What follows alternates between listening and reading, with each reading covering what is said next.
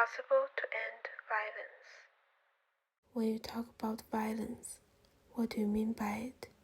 It is really quite an interesting question if you go into it deeply to inquire whether a human being living in this world can totally cease to be violent. Societies, religious communities have tried not to kill animals. Some have even said, if you don't want to kill animals, what about the vegetables?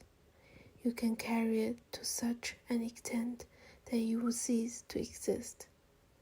Where do you draw the line?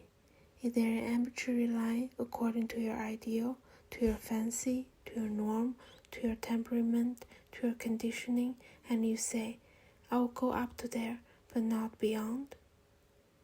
Is there a difference between individual anger, with violent action on the part of individual, and organized hatred of a society which breeds and builds up an army to destroy another society? Where, at what level, and what fragment of violence are you discussing? Or do you want to discuss whether man can be free of total violence, not a particular fragment which he calls violence? We know what violence is without expressing in words, in phrases, in action.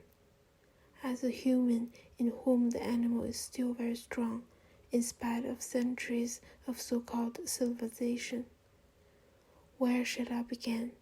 Shall I begin at the periphery, which is society, or at the center, which is myself?